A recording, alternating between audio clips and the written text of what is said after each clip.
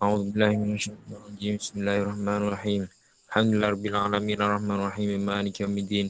Iyyaka na'budu wa iyyaka nasta'in ihdinas siratal mustaqim. Shiratal ladzina an'amta 'alaihim ghairil maghdubi 'alaihim waladdallin. Amin. Pada malam hari ini kita akan membahas terkait dengan keputusan imam itu harus berdasarkan kemaslahatan masyarakat. Mari kita ikuti kajian pada malam hari ini yang akan diisi oleh Ustadz Dani. Ustadz Dani, waktu dipersilakan.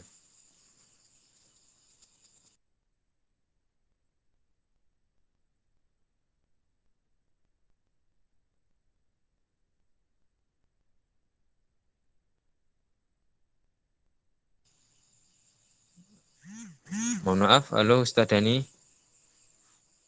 Apakah suara saya dapat didengar?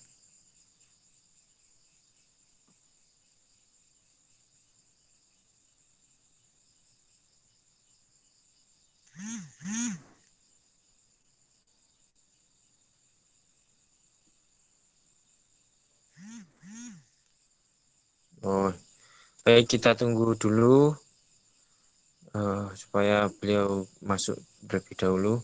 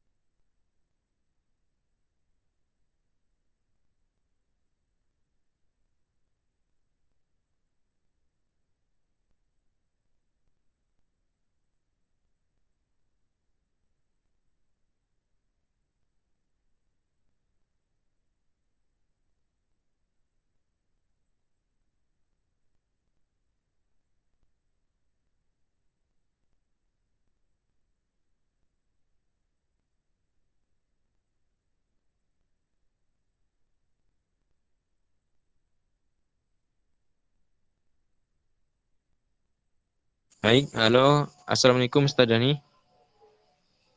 Waalaikumsalam warahmatullahi Baik, wabarakatuh. terima kasih kehadirannya. Pada malam hari ini kita akan membahas terkait bab tasarruful imam ala ra'iyati manutun bil maslahah. Pada Ustadz Dani, monggo bisa dimulai. Suara saya jelas? Jelas Ustadz. Headsetnya ketinggalan. Assalamualaikum warahmatullahi ta'ala wabarakatuh. Waalaikumsalam warahmatullahi Bismillah. wabarakatuh. Wassalatu wassalamu ala rasulillah Muhammad Sayyidina ibni Abdillah wa ala alihi wa ashabihi wa mawalah amma ba'du. Yang saya banggakan, yang saya cintai, para mahasiswa Universitas Jember yang dirahmati Allah.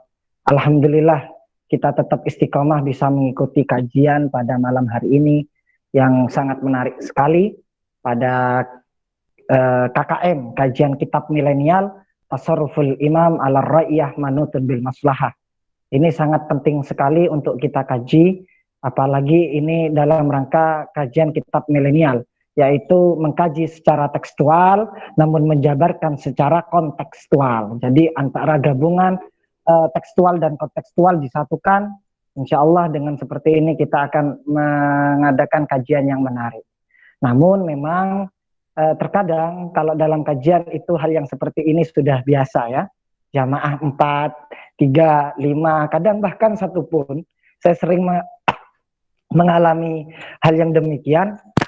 Oleh karena itu saya belajar dari itu, menghadapi para jamaah yang terkadang yazid wa yangkus, kadang banyak, kadang sedikit, namun jangan merasa patah hati maupun gelisah dengan jamaahnya sedikit. Kita harus terus mengevaluasi diri. Oleh karena itu dalam Al-Quran itu disebutkan ahsanu amala, yang paling bagus amalnya. Bukan aksaru amala, bukan yang paling banyak. Kalau kita yang dinilai adalah kuantitasnya, banyaknya jamaah misalnya, atau banyaknya audien misalnya. Bukan itu ternyata. Setelah saya mulai mengadakan jamaah syarifah ini dari tahun kemarin, berkeliling, kadang banyak, kadang sedikit, ternyata yang ditekankan itu oleh agama adalah ahsanu amala, ya, amal yang paling bagus, ya, bukan aksaru amal, bukan yang paling banyak. Kalau kita hanya meningkatkan kuantitas tapi tidak ahsan, tidak bagus, ya percuma, apalah artinya kuantitas tersebut. Makanya perlu kita memang untuk muhasabah untuk kedepannya agar lebih baik dan lebih baik. Pada kajian malam ini yaitu masalah tasarruful imam ala ra'iyah manutun bil maslahah, yaitu kaidah al-furu'iyah, kaidah cabang. Ini sangat penting sekali, yaitu tentang tindakan imam terhadap rakyatnya itu memang harus berkaitan dengan kemaslahatan. Kenapa kok seperti itu? Ketika tidak ada kemaslahatan di situ, maka terjadilah kerusakan. Standarnya apa? Standarnya agar tidak terjadi kerusakan itu ada tiga, ya, ada tiga. Yang pertama itu adalah maslahatun kulluha, ada kemaslahatan bagi semuanya. Kemudian adlun kulluha, ada keadilan bagi semuanya. Yang ketiga yaitu rahmatun kulluha, ada kasih sayang semuanya. Sehingga penggabungan adlun kulluha wa rahmatun kulluha wa masalihun kulluha, kalau digabungkan hal demikian akan terjadi sesuatu yang indah, sesuatu yang maslahat yang sesungguhnya, atau yang biasa disebut dengan maqasidus syariah, sesuai tujuan yang diharapkan oleh syariat, seperti itu. Dalam kaitannya tasarruful imam, ya, tindakan seorang imam. Kalau dalam konteks keindonesiaan negara, itulah yang disebut dengan presiden.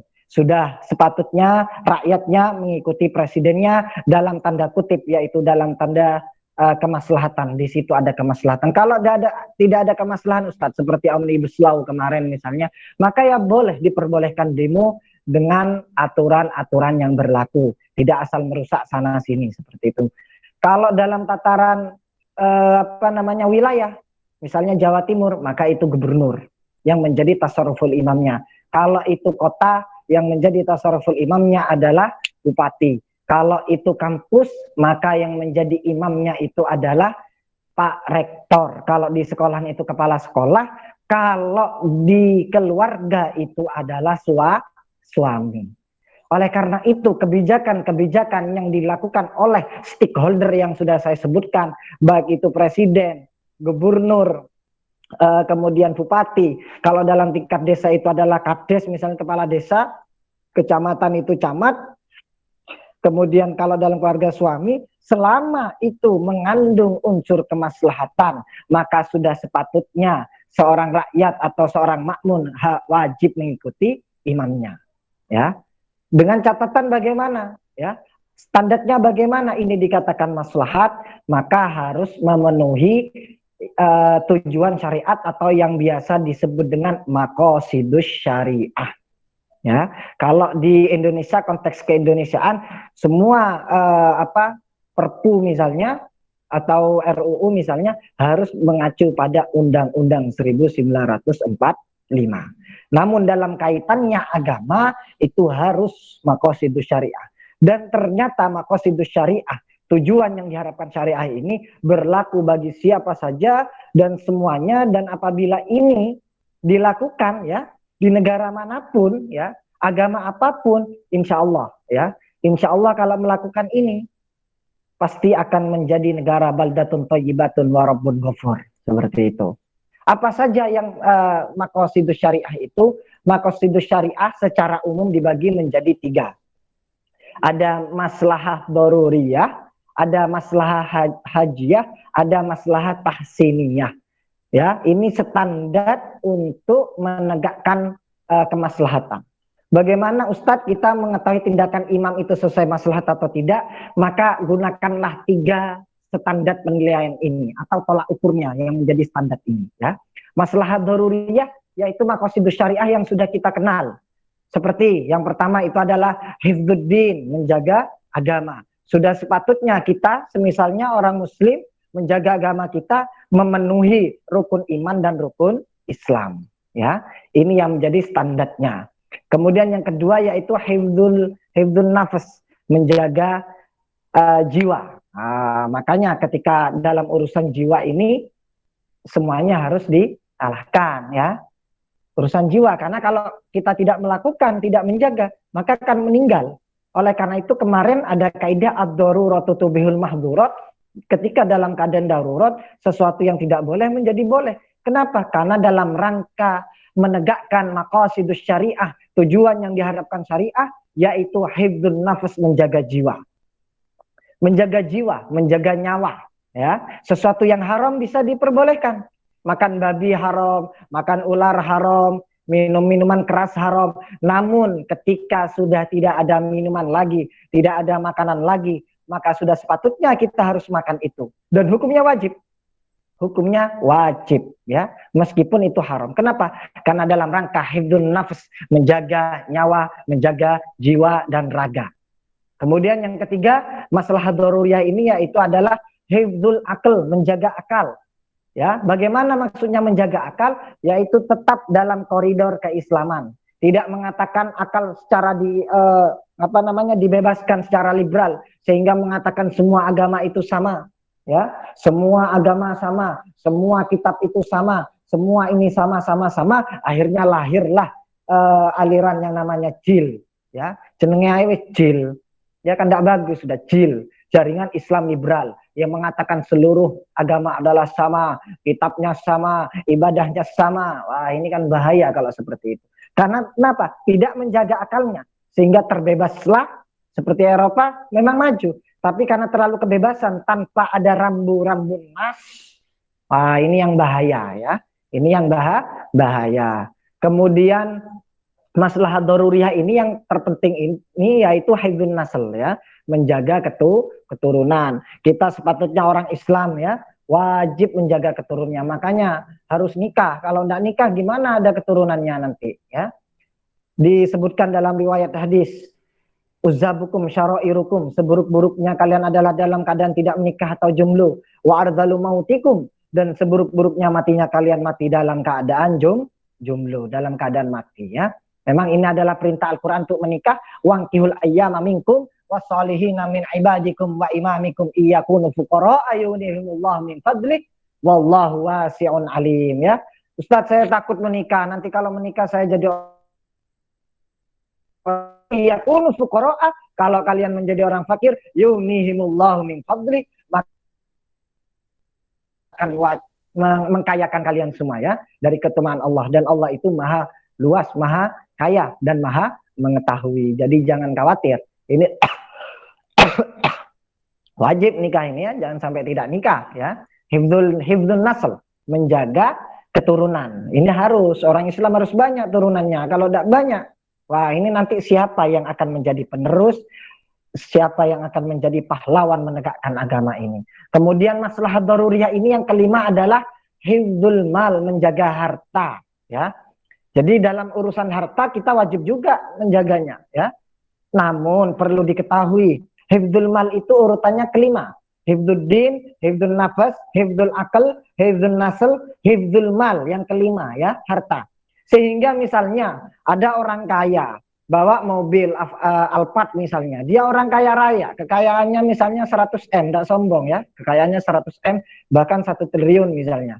Kemudian naik Alphard ada yang begal, akhirnya mau rela mati, kan biasanya langsung dianu celurit seperti yang sudah viral-viral, tidak mau diberikan mobilnya, akhirnya tarung dan orang tersebut meninggal. Wah ini bukan mati syahid, ya, uang hartanya banyak, urusan harta nomor 5. Maka saya sering ditanya, Ustadz, waktu itu saya dibegal misalnya, dicelurit sininya, akhirnya saya kasihkan sepeda, bagaimana hukumnya? Enggak apa-apa, itu balah betul. Kalau sepeda, harta masih bisa dicari, sepeda masih bisa dibeli, mobil juga bisa dibeli. Namun kalau urusan nyawa, wah ini tidak ada istilah dibeli. Iya kalau gaming, ya, bagi yang suka gamer, mati bisa hidup lagi. Tapi ini bukan permainan. Hidup cuma satu kali, gagal juga. Wah kan seperti itu. Jadi jangan sampai. Hifdzul mal kenapa kok ditaruh nomor 5? Karena ini yang paling bawah sendiri dan kepentingannya itu yang paling bawah, ya, yang paling bawah. Sehingga ketika ya kita misalnya semoga saja tidak terjadi, ada begal misalnya, ada pencuri atau apa, kemudian ada taruhan nyawa, mana yang dipilih, nyawanya kalian atau biar saya tak ngelawan Ustadz gitu. Iya kalau punya kebal kayak pendekar. Kalau enggak, ya ini sepedanya kita apa namanya tidak diberikan, kemudian kita tarung, akhirnya kita sana bawa senjata, kita kalah, meninggal, bahkan rugi dua. Apa namanya hifdzun nafasnya tidak kena, menjaga jiwanya tidak kena karena dia mati. Yang kedua hartanya hilang. Nah, kalau anu kan enak, hartanya hilang, yang penting hifdzun nafas masih ada, nanti bisa cari lagi kalau cuma sepeda, seperti itu. Inilah yang harus dipegang seorang pemimpin ya. Jadi pemimpin maslahatnya bagaimana, standarnya harus melihat 5 ini: hifdzun din, hifdzun nafas, hifdzul akal, hifdzun nasl, hifdzul mal. Seperti itu ya. Insya Allah kalau Pancasila sudah memenuhi maqasidus syariah ini. Kemudian maslahah yang kedua, yaitu pembagiannya maslahah hajiyah. Maslahah hajiyah itu apa Ustadz? Maslahah yang berkaitan terkait kebutuhan primer. Ya, kebutuhan yang sangat mendesak sekali, kebutuhan yang sangat penting dan tidak bisa dipisahkan dalam kehidupan kita. Ya, kemaslahatan yang dibutuhkan manusia, apa itu? Makan, ya. Ini makan ini wajib. Karena apa? Karena kalau kita tidak makan, kita tidak bisa melaksanakan maqasidus syariah, tidak bisa melaksanakan apa yang sudah dimaksudkan syariat. Sholat, zakat, puasa, haji, beribadah, bekerja, cari nafkah dan lain sebagainya, ini tidak akan bisa. Kenapa tidak bisa? Karena maslahah hajiyahnya tidak terpenuhi. Justru kalau ini tidak terpenuhi, maka apa? Akan merembet ke yang lainnya. Tidak bisa makan, maka nanti kita tidak bisa sholat, ya, tidak bisa beribadah, tidak bisa cari nafkah, tidak bisa belajar dan lain sebagainya. Maka hukumnya bagaimana? Wajib. Masalah hajiyah ini tidak bisa dipisahkan. Sadar tidak sadar kita setiap hari melaksanakan masalah hajiyah. Karena kalau ini tidak dilaksanakan, maka imbasnya sangat luar biasa sekali pada maslahah yang 5 tadi: hifdzul nafas, hifdzul mal, hifdzul din, hifdzul akal, hifdzul nasl. Bagaimana kita mau menjaga jiwa? Bagaimana kita mau menjaga agama? Bagaimana mau menjaga ini semua kalau tidak ada tahsiniyahnya? Oleh karena itu, kebijakan seorang imam, kemaslahatannya harus mengacu pada maslahat tahsiniyah. Semisal bupati di Jember yang baru jadi ini harus tahu, ya, ini harus tahu. Tahu apa? Terutama masalah tahsiniyah, masalah hajiyah. Kenapa seperti itu? Karena kalau tidak masalah hajiyah dipenuhi, khususnya di Kabupaten Jember, maka nanti imbasnya sangat bahaya sekali. Masyarakat kelaparan, masyarakat kesusahan, masyarakat tidak bisa bekerja, masyarakat tidak bisa sholat dan lain sebagainya. Ya, jadi itu perlu diperhatikan oleh seorang imam. Maslahat inilah, ya. Pertama maslahat doririyah yang ada 5: hifdzul din, hifdzul nafas, hifdzul akal, hifdzul nasl, hifdzul mal. Kemudian yang kedua yaitu yang harus diperhatikan seorang imam agar terjadi kemaslahatan, itu adalah masalah hajiyah.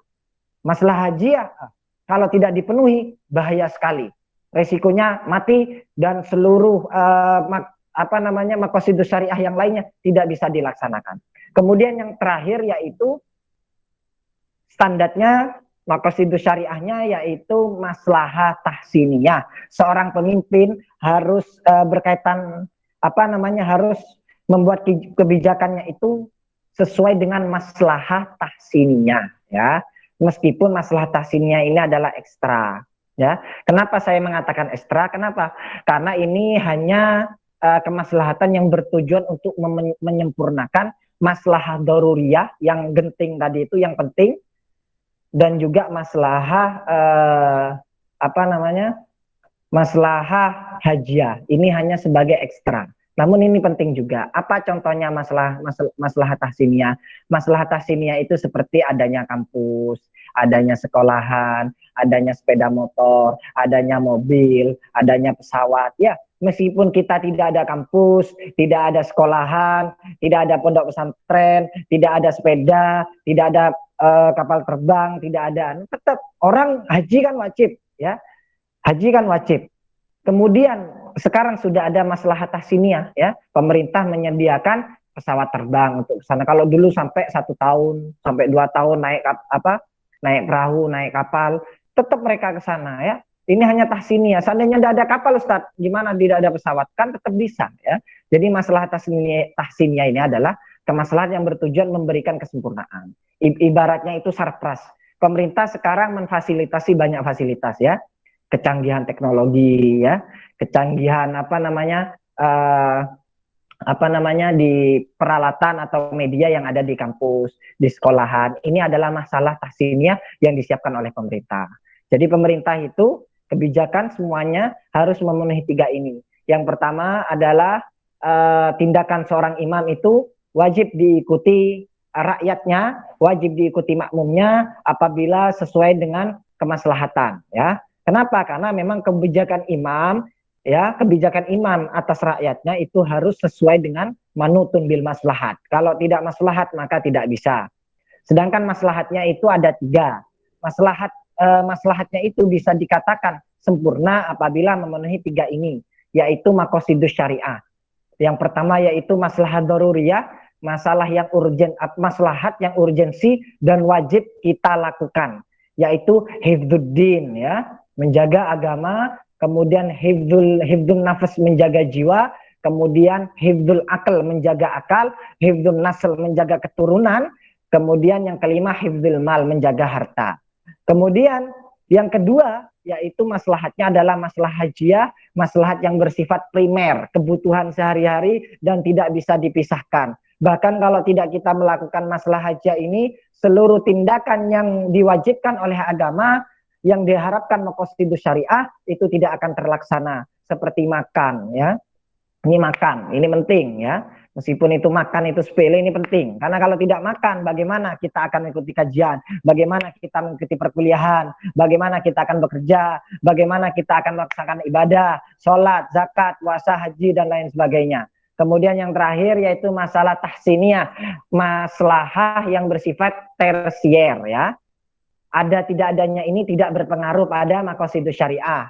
Contohnya apa? Mobil, sepeda. Meskipun tidak ada sepeda, mobil kan kita tetap Jumatan berangkat beribadah, ya.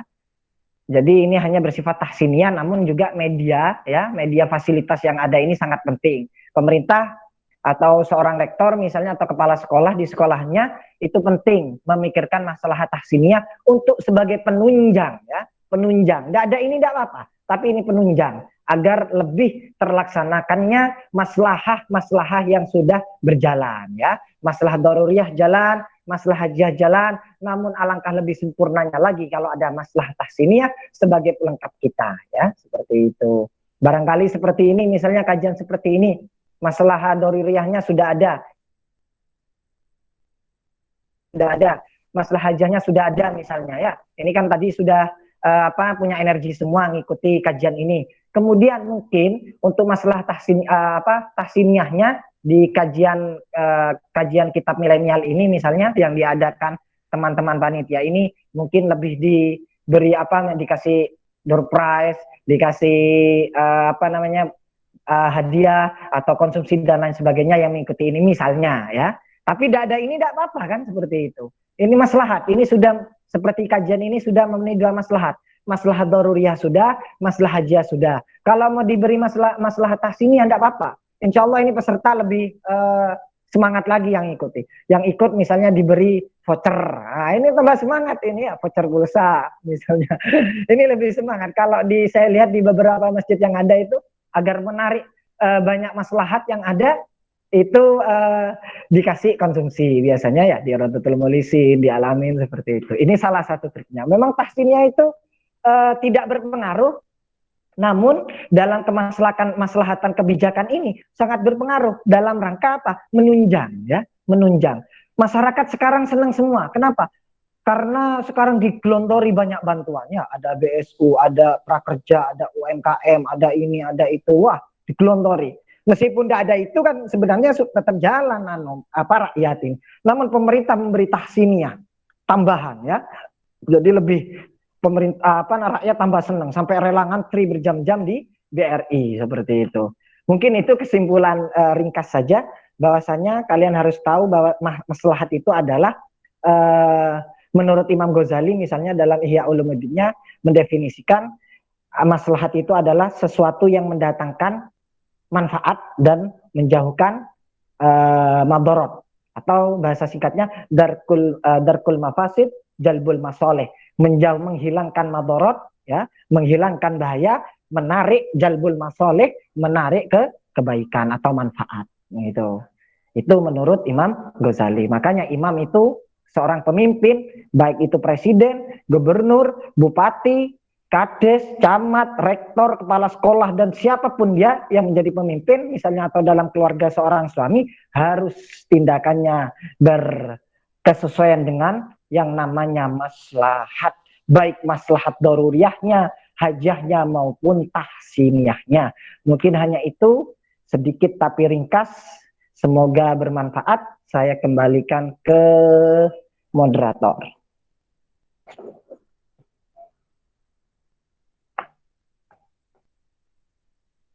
Halo. Baik, terima kasih Ustaz Dani.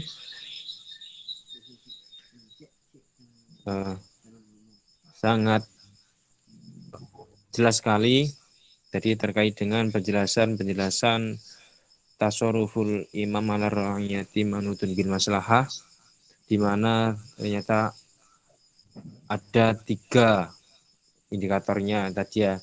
Ada bagaimana maqasid syariahnya, menjaga agamanya, jiwa, akal, keturunan, harta. Kemudian masalah yang bersifat primer seperti kebutuhan sehari-hari, bagaimana maslahat yang bersifat sekunder tahsiniyah. Mungkin dari peserta yang mengikuti ada yang ingin bertanya, silakan bisa langsung mengungkapkan secara langsung atau menuliskan di kolom chat. Monggo.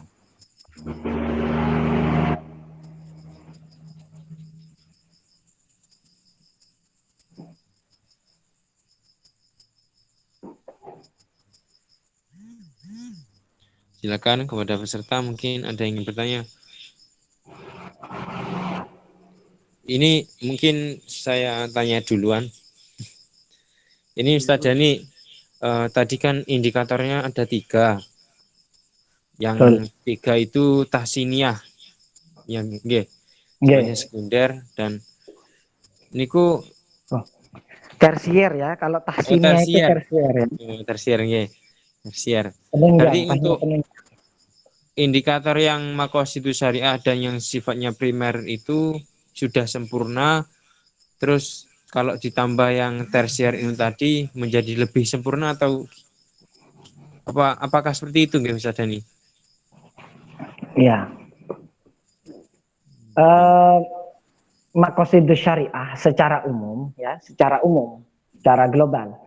Ini yang sering kita dengar, maqasidus syariah itu kan ada 5. Hifdzuddin, hifdzul nafas, hifdzul akal, hifdzul nasl, sama hifdzul mal. Namun secara dalam beberapa referensi yang lebih besar lagi, itu dibagi menjadi 3 ya. Ada maslahah daruriyah, maslahah yang sangat penting sekali, yaitu ada 5. Hifdzuddin, hifdzul nafas, hifdzul akal, hifdzul nasl, hifdzul mal. Ya, ini yang harus diperhatikan, yaitu maslahah daruriyah. Kemudian yang kedua itu adalah maslahah hajiyah yang bersifat primer, ya, kebutuhan sehari-hari, sandang, pangan, ini kan wajib. Meskipun sandang pangan ini juga bisa diarahkan ke tersier, ya. Orang yang berkelebihan, saya pernah ditanya sama orang kaya, Ustadz gimana? Saya itu sekali makan itu 1,5 juta ya, tidak sombong mungkin orang. 1,5 juta, 2 juta sekali makan ya. Apakah itu saya termasuk tabdzirul mal? Waduh, ini gimana? Saya aja makan cuma 5.000, ini 1,5 juta ini ya. Sekali makannya seperti itu. Sama-sama makan. Jadi primer juga pun bisa diangkat ke tersier juga ternyata. Jadi masalah hajah ini intinya kebutuhan primer yang dipenuhi, terutama seorang imam harus memenuhi ini dalam negaranya, misalnya presiden harus memenuhi ini, memperhatikan ini, masalah hajah, karena kalau ini tidak dipenuhi sangat berdampak sekali. Sehingga ketika sudah masalah daruriyah terlaksana, hifdzuddin, hifdzul nafas, hifdzul akal, hifdzul nasl, hifdzul mal terlaksana, kemudian masalah hajahnya juga terlaksana, ini kan sudah sempurna. Sudah cukup sebenarnya, ya, sudah cukup. Namun, ya, seperti yang kita tahu, sesuatu itu kan harus lebih disempurnakan lagi. Tujuannya apa? Agar sebagai penunjang, ya, penunjang. hanya sebagai penunjang. Misalnya ya, kita pakai sarung biasa, sholat kita sah apa enggak? Kan sah. Pakai baju biasa ini kan tidak bermerek baju saya misalnya, ini kan sah. Namun sebagai penunjang kita ingin lebih memeriahkan hari raya Idul Fitri atau Idul Adha. Kita beli baju yang bagus, putih, pakai wangi-wangian dan lain sebagainya agar lebih lebih untuk dalam rangka menciarkan, memeriahkan. Kan tidak masalah seperti ini tahsinnya. Sebenarnya kita pakai baju biasa pun ya tidak apa-apa. Hari raya itu tidak ada larangan untuk pakai baju biasa. Laisal aid liman labisal jadid. Hari raya itu bukan orang yang pakai baju baru ya. Walakinal aid, tetapi hari raya itu liman qalbul jadid. Bagi orang yang hatinya baru, bagi orang yang sudah merasakan puasa sehingga menghadapi dunia yang baru, seperti itu. Jadi tahsinnya ini sebagai penunjang agar lebih sempurna lagi. Contohnya misalnya kampus Universitas Jember dulunya tidak seperti itu. Oh, tapi sekarang ya gedungnya magrong-magrong. Kebetulan salah satu di dekat rumah saya itu dosen di mana di UNED di FKM cerita mesti gedungnya seperti ini, fasilitasnya ini. Padahal meskipun tidak ada itu, ya UNED tetap UNED, tetap jalan sistem pendidikannya juga jalan. Kebetulan Bapak juga kuliah di UNED, Bapak saya. Ya seperti dari dulu memang kegiatannya seperti itu, kuliah dari jam 5 pagi, mau dapatkan nilai 3 pun sangat susah ya. Lain kalau di kampus kita, di kampus universitas mudah sekali, dapat 4 itu mudah gitu loh. Tapi kalau di UNED terkesan susah, ini dosennya killer dan lain sebagainya misalnya. Tapi itu sangat bagus sekali menurut saya. Lah, tanpa adanya gedung-gedung itu kan tetap UNED ya tetap seperti itu. Nah, ibaratnya seperti itu. Ini tahsiniyah. Namun sekarang dengan mengikuti perkembangan zaman, bahwasanya media, tahsiniyah ini kan lebih ke media ya. Tahsiniyah, media pembelajaran, media penunjang, ini sangat penting sekali. Dikatakan maju atau enggak, ada perkembangan ada apa enggak, ini kan tergantung fasilitasnya, medianya. Ya, tergantung medianya, fasilitasnya. Tanpa ini pun jalan. Namun lebih sempurna, lebih nanti maslahatnya lebih dengan adanya maslahat tahsiniyah. Maka benar sekali ketika masalah Imam Syafi'i menjadi 3, daruriyah, hajiyah dan tahsiniyah. Apabila 3-3-nya digabung semuanya, ibaratnya primer, sekunder terpenuhi, kok ditambah tersier lagi, Masya Allah sempurna ini ya. Seperti itu. Ini lebih menyempurnakan lagi. Ya gampangnya itu ya kampusnya kalian itu sudah. Sekarang luar biasa ya, sampai buka cabang di Bondowoso, di Lumajang dan di mana-mana. Ini menunjukkan bahwasanya fokus ke masalah daruriyahnya dan hajahnya sudah terpenuhi sehingga tahsiniyahnya yang dipikirkan seperti itu. Mungkin itu ya.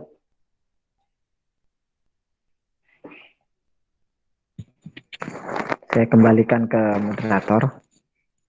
Moderatornya Kafa atau siapa ini sekarang?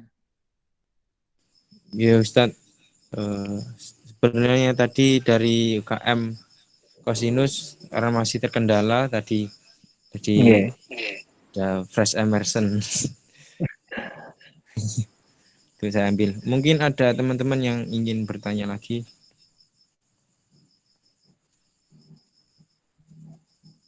Silakan.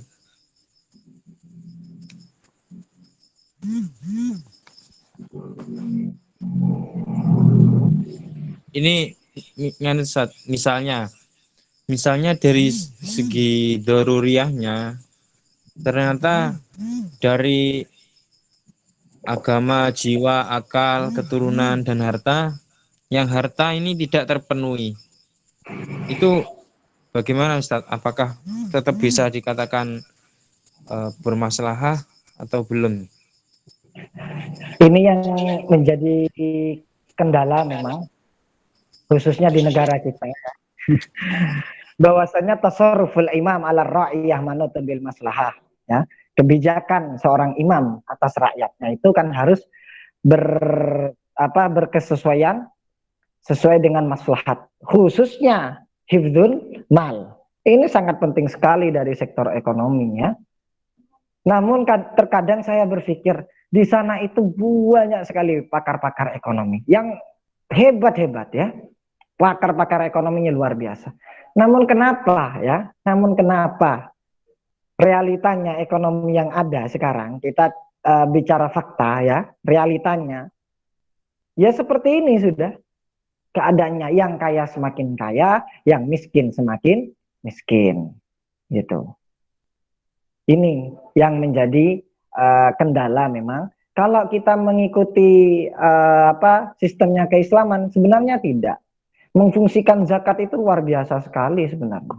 Makanya dulu itu ketika zamannya Pak Karno, zakat itu sampai di istilahnya apa? Ekspor ya, kalau dari sini keluar itu sampai ngekspor ke Malaysia, ke Brunei, saking banyaknya yang zakat. Nah sekarang kemana ini? Memfungsikan zakat satu saja fitrah. Ini apa gak berangkas beras?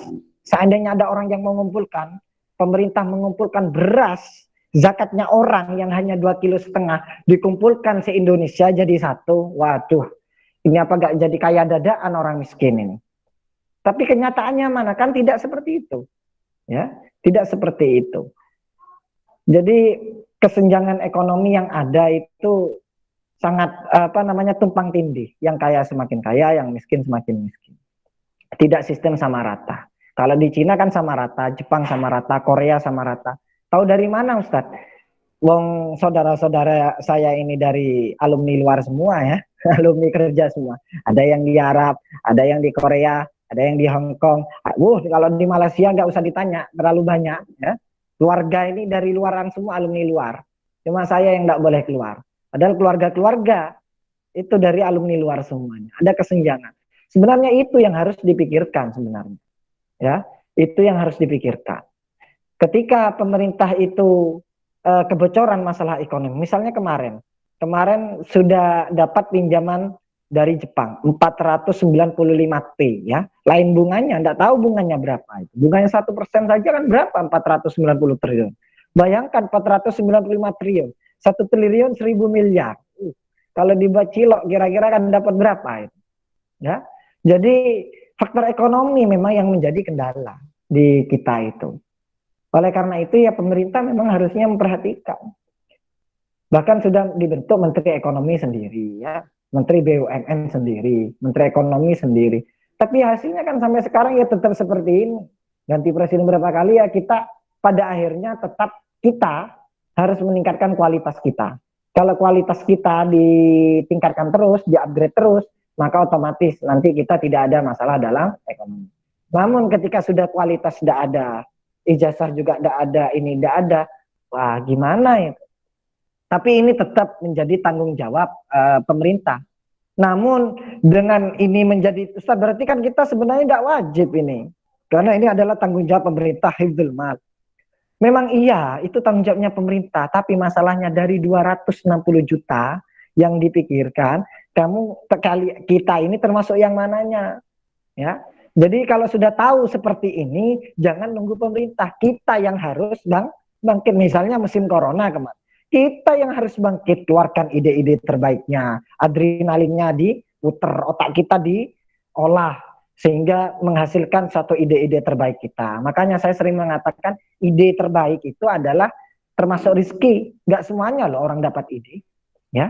Namun terkadang orang lebih banyak menjadi konseptor. Harusnya tidak hanya konseptor, setelah menjadi konseptor langsung juga dilaksanakan, diaplikasikan menjadi eksekutor. Jadi lengkap konseptor dan eksekutor. Kalau konseptor banyak ya, banyak sekali kalau cuma usul ini. Tapi yang mau jadi eksekutornya ini yang tidak semuanya bisa. Ya. Jadi ini memang hifdzul mal ini adalah tanggung jawab pemerintah. Pemerintah ada kewajiban baik dari presiden, bupati, gubernur untuk mensejahterakan rakyat itu wajib, jelas. Namun ya, rakyat kita kan banyak, ya, rakyat kita banyak dan juga keadaannya juga seperti ini, maka kita yang harus bangkit. Kalau di Eropa kok bisa, Ustaz? Di Cina itu beda. Padahal di Cina itu 1,2 M, 1.200.000.000 penduduk. Lain yang di seluruh dunia kan menyebar. Yang penduduk aslinya saja 1.200.000.000. Kenapa kok bisa? Berarti tasarruful imam ala ru'yah manutul bil maslahnya itu betul. Tepat berarti mereka. Kan saya bilang tadi, maslahat ini baik maslahat daruriyah, hajiyah dan tahsiniyah. Siapapun dia, dari golongan manapun dia, dari agama pun manapun dia, kok melakukan ini, ya berhasil nanti. Otomatis itu, ya Cina. Berarti sebenarnya dia orang-orang Cina itu dari pemerintahnya memperhatikan ini, memperhatikan betul, apalagi masalah hibdul mal. Kakak saya yang baru pulang dari Korea, jadi masih hangat-hangatnya ceritanya. Sama rata semuanya. Ya, ekonomi tidak ada yang miskin, tidak ada. Ya, teman saya sekarang di mana itu di Senegal ini, insya Allah tanggal 25 seminar internasional.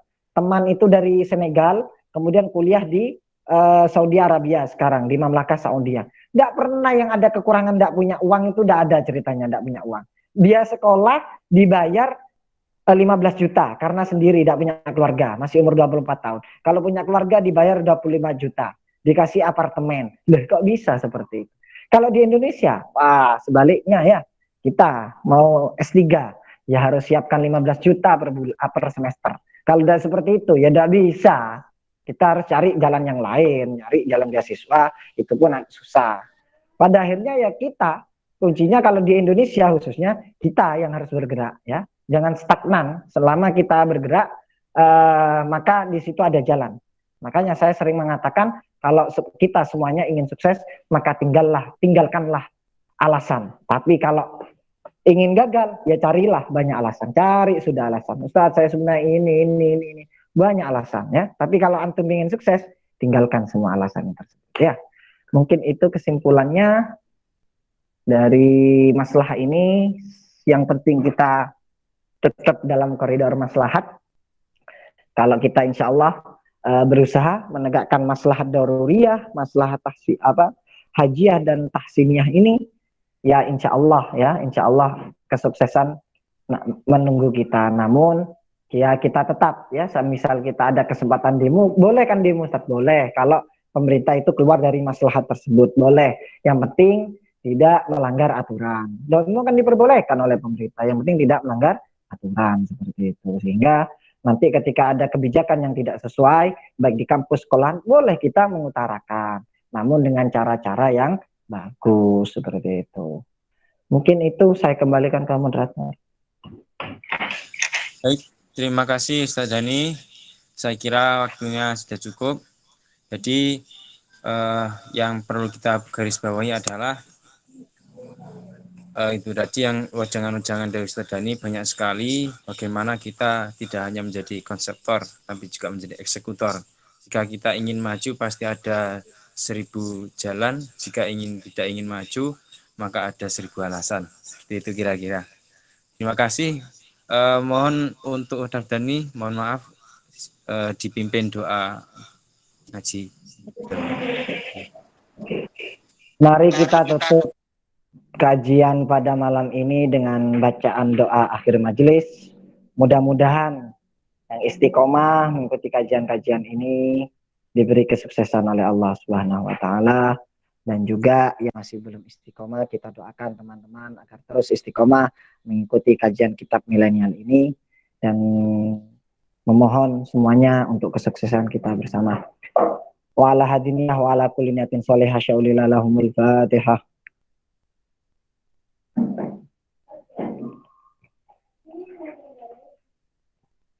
Mari kita baca doa akhir majelis. Subhanakallahumma wa bihamdika asyhadu an la ilaha illa anta astaghfiruka wa atubu ilaik. Wa sallallahu ala sayyidina Muhammad wa ala alihi wa sahbihi wa barik wasallim ajmain. Walhamdulillahi rabbil alamin. Barakatil Fatihah.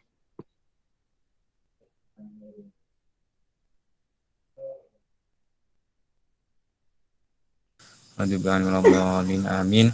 Terima kasih. Kajian telah usai. Pada Ustaz Dhani, saya pamit undur diri. Assalamualaikum warahmatullahi wabarakatuh. Waalaikumsalam warahmatullahi wabarakatuh.